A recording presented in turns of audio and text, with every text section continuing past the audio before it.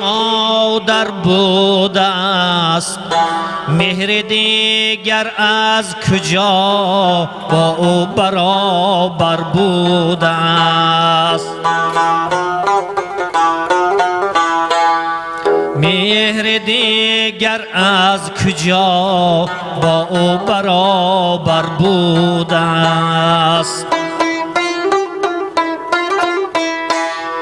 چشمه شیر سپید او کلام زندگی است.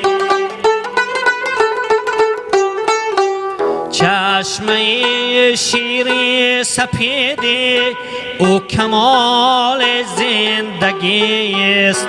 او کمال چشمه عمر مرا سر بوده است.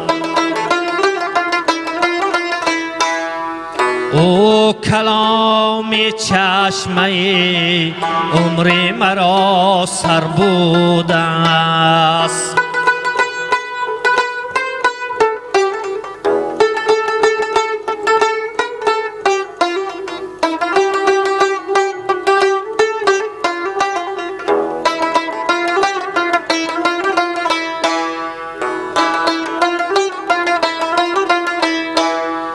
روی ما در قبله فرض دعایم بود و هست. روی ما در قبله فرض دعایم بود و هست. بوی مادر از همه بوی معطر بوده است.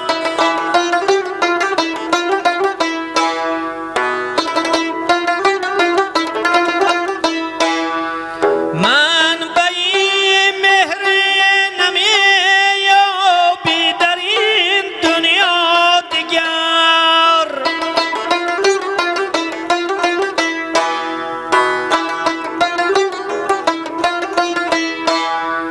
مهر یزدان هم ردیف مهر مادر بوده است.